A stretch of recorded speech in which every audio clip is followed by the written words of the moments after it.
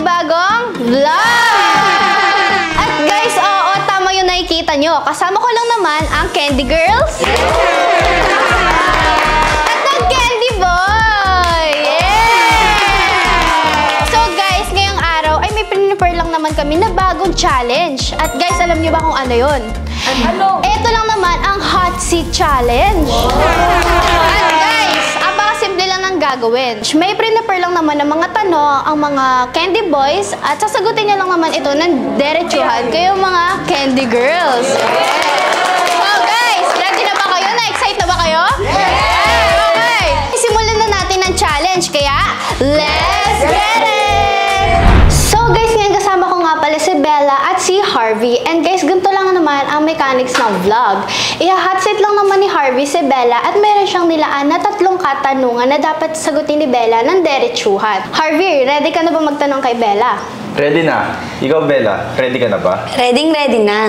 Oh, so, ready na kayong dalawa? Simulan mo na, Harvey. Okay, Bella. Ang una kong katanungan sa'yo, bakit ba pinagpipilitan mo pa ang sarili mo kay Kuya Hailey? Eh, alam mong may Ella na siya. Alam mo, Harvey, hindi ko pinagpipilitan ang sarili ko sa kanya. Pinapakita at pinaparehearse ko lang sa kuya mo na mas better ang collab team kay Ella. Kasi nga, katulad nga ng sabi ko, nakikita ko sila parang sobrang tagal na nila, hindi na sila nag-work, wala na rin kilig. Tsaka alam ba, mas kinikilig sa akin kuya mo kasi natuwa siya dun sa niregalo ko sa kanyang Nike na sapatos, diba? Ah, sa'yo pala galing yun. Ako kaya, kailan mo kaya ako bibigyan ng sapatos? Then, joke lang yun. Anyway, pangalawa kong tanong. Dahil sa pagiging candy mo, nagkaroon ka tuloy ng mga basher. Ano ang masasabi mo? Ang masasabi ko lang sa kanila, di ko naman sila pinapansin eh.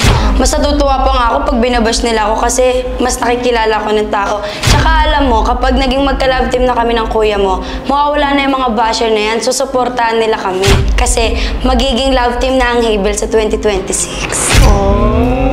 Sa tingin mo ba, magiging kayo ni Kuya Hailey as a new love team ngayong 2026?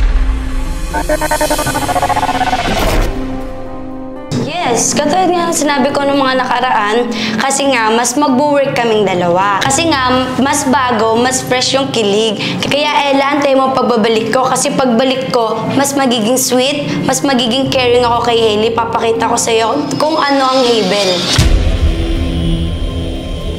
Harvey, bago matapos ang vlog, may tanong lang din ako sa'yo. Ready ka na ba maging Candy sa Rancov? Of course, ready na ako. Okay, Harvey. Kung ready ka na, sino sa Rancov girls ang gusto mong maka-love team? Ang gusto kong maka-love team sa mga Rancov girls, eh walang iba. Kundi si Ella. Yun! Galingan mo yan para mapasakin na si Hailey. Oh, grabe. Talagang may plano, ah. At guys, ang susunod naman natin na isasalang ay walang iba kundi si Matt at Julian. So ngayon guys, kasama ko na nga pala si Matt at si Julian. So by the way guys, ipapakilala ko nga lang pala sa inyo si Julian. Siya lang pala ang bagong papasok na Candy sa Rancov. So ganun pa rin ang mechanics. Si Matt pa rin ang mag-hot seat kay Julian. At si Julian naman, sasagutin niya lang naman ng diretsuhan yung mga katanungan ni Matt. So Matt, ready ka na ba magtanong? Ready na. Okay, Julian, ready ka na ba sagutin ang mga katanungan ni Matt? Yes, ready na ako. So dahil ready na kayo, simulan nyo na yan. Nung audition, nakita ko si Maverick yung pinili mo. So, bakit si Maverick yung pinili mo? First of all, pinili ko si Maverick kasi piling ko mag-work yung love team namin. At nakakasawa na kaya si Keisha yung partner niya. Mas better kung ako magiging partner niya. Mas magiging matuwa siya sa akin. At siya ay pogi, cute, at ako maganda, cute. Siyempre, bagay na bagay kami dyan. At higit sa lahat, morena din ako katulad ni Keisha. Wow, okay, grabe. Napakapalaban ng sagot. Okay, so yung pangalawang question ko, since papasok ka bilang Candy ni Maverick, ready ka na bang mabash ng madaming tao? Oo, ready na ako mabash ng tao. Okay lang, basta alam ko sarili ko na ginagawa ko yung lahat para magustuhan ako ng mga fans niya. At maagaw ko si Maverick sa kanya. Okay, Julian. So, last question. Tingin mo ba magiging kayo ni Maverick as bagong love team this 2026?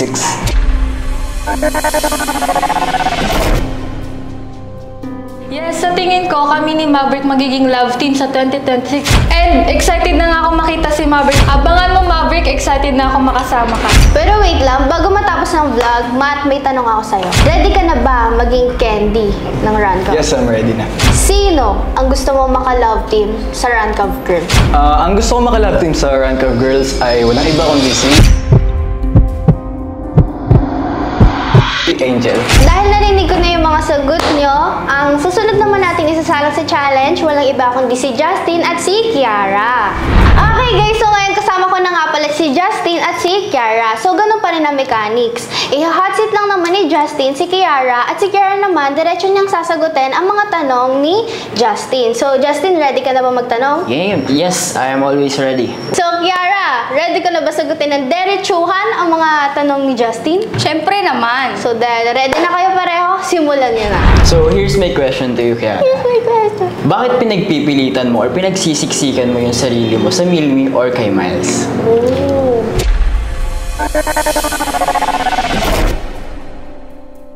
Hindi ko naman pinagsisiksikan yung sarili ko kay Miles kasi syempre pinapakita at pinaparamdam ko lang sa kanya kung ano yung deserve niyang maramdaman. At saka syempre, yung suporta ng mga tao ay nabibuild na rin namin. So bakit hindi namin ipaglaban, di ba? So, here's my second question, Kiara. Sa pagiging candy mo, nagkaroon ka tuloy ng maraming basher. So, anong masasabi mo dun?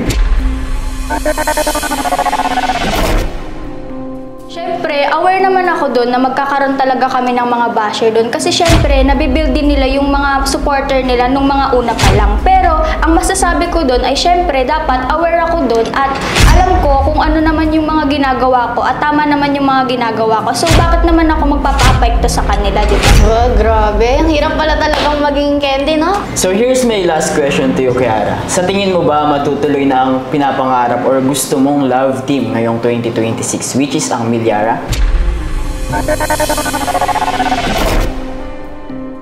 Syempre naman, and confident naman ako doon na mangyayari yun. Pero dapat, kailangan ko pa rin gawin yung best ko. At kung mapapanood mo yung mga vlogs namin, kitang-kita naman doon na ginawa talaga namin yung best namin para syempre mag-work din yung love team namin. Kaya Mitch, mag-ready ka na kasi sa siguraduhin ko, sa pagbabalik ko, ay mas magiging sweet pa ako kay Miles. Kaya Miles, wait for me I miss you. Oh, grabe. May miss yung habol. Miss na miss. So, okay. Tapos na yan. Pero, Justin, may tanong ako sa'yo. Okay. Ready ka na ba maging candy sa Rancav? Yes, I am ready. Sino ang gusto mong maka-love team sa Rancav Girls? Sa tingin ko, ang gusto ko talagang maging ka-love team ngayon sa OG's Girls is si Cheska. Oh, si Cheska. Si Ate Cheska. Okay. So, okay guys. Dito na nga po pala nagtatapos ang hot seat nila Justin at Kiara. At ang susunod naman natin sa challenge, walang iba kundi si Beshan at si Krish. Okay guys, so ngayon kasama ko na nga pala si Beshan at Krish. So guys, ganun pa rin ang mechanics. Hot seat lang naman ni Beshan, si Krish, at ganun din. Sasagutin lang naman ni Krish ng diretsuhan yung mga tanong ni Beshan. So guys, ready na ba kayo? Yes. Yes. Okay, dahil ready na kayo, Beshan, simulan mo na magtanong. Okay, Krish. Unang tanong. Bakit mo pinagpipilitan sarili mo kay Brion? Ay mayan na yun. Correction lang, Besha, na hindi ko pinagpipilitan yung sarili ko kay Brion. Actually, nagde-develop na nga siya sa akin. Alam mo ba, tuwing vlogs or contents namin, lagi na siya nakikipag-usap or inaaya niya ako. So, anong sinasabi mong pinagpipilitan ko yung sarili ko sa kanya? Sure ka ba? Inaaya ka? Oo naman, alam ng mga candy girls yan. Lagi ko sinasabi sa kanila yan. Ay, inform ang candy At girls. nakikita pa nila. Hindi naman. Anyway, second question. Dahil sa pagiging candy mo, nagkakaroon ka tuloy ng basher. Ano masasabi mo dun? Well, okay lang sa akin kasi ina-expect ko na rin naman na maraming bashers dahil nga may ka-love team na si Brion. Pero para sa akin, okay lang dahil more bashers is more supporters yan. And alam ko namang wala akong tinatapakan na tao kaya go on lang sa ginagawa ko. Last question. Sa tingin mo ba, magiging kayo ba ni Brion as a new love team sa 2026? Well, sa tingin ko, oo. Dahil ngayon pa nga lang nade-develop na sa akin si Brion. So, paano pa next year? Lalo siya made-develop yung feelings niya sa akin, di ba? So, more contents namin, more feelings na made-develop sa akin. And I think naman marami na rin sumusupport sa amin as the time goes by.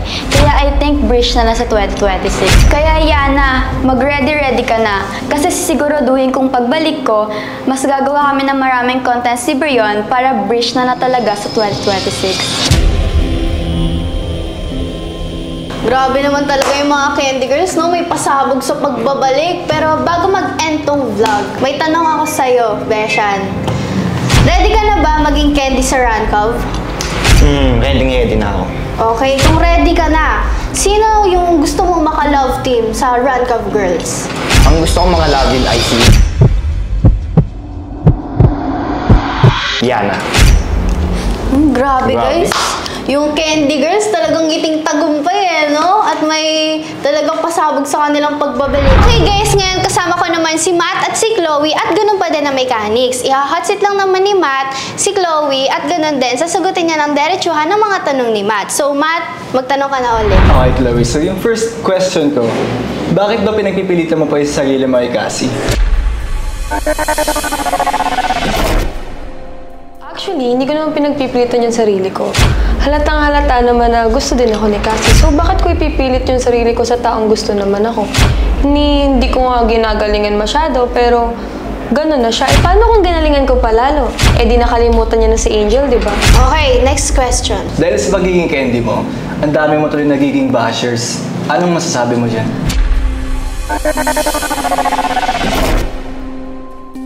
Actually, okay lang naman sa akin na may basher. Since ibig sabihin, napapansin kami ni Cassie. Ibig sabihin, magaling ako. At ibig sabihin nun, isa lang yun. Nag-work kami ni Cassie as a love team. Hindi naman magagalit yung mga basher kung hindi kami effective, di ba? Kung hindi kami nag-work.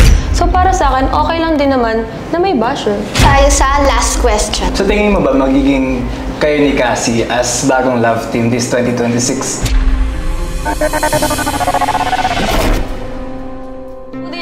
Tinanong mo yan, alam mo ba, super happy ko kanina kasi pinili mo si Angel. Ibig sabihin, mas malaki yung chance ko kay Cassie ngayon. Kaya simula ngayon, friends na tayo Para sagutin ko yung tanong mo, syempre naman, kami na sa 2026. Di mo ba nakikita ang daming fans na mas bagay do kami, mas mature do kami tignan. Saka feel ko din, nagsasawa na rin si Cassie kay Angel kaya feel ko mas gusto niya na rin sa akin. So, Angel, kabahan ka na sa 2026, baka wala na yung jealousy. And take note, kahit natalo kami ng OGs at natalo kami mga candy, hintayin nyo ang pagbabalik namin. Lalo na ang pagbabalik ko, Angel, baka sa susunod. Di na pala si Cassie yung katabi mo. Nasa akin na pala si Cassie. Ay, grabe guys, no? Parang napansin ko lang kanina pa, no? Parang sumasang-ayon sa, sa Candy Girls yung panahon dahil merong Candy Boys, may chance na maagaw ng Candy Girls yung Rancov Boys, di ba? Ayan yung pinakamatinding aabangan natin. So guys, dito na nga po pala nagtatapos ang vlog namin for today at abangan nyo nga po pala next week ang part 2 ng Hot Seat. Yeah! Tulad na lagi namin sinasabi sa vlog, bawal ang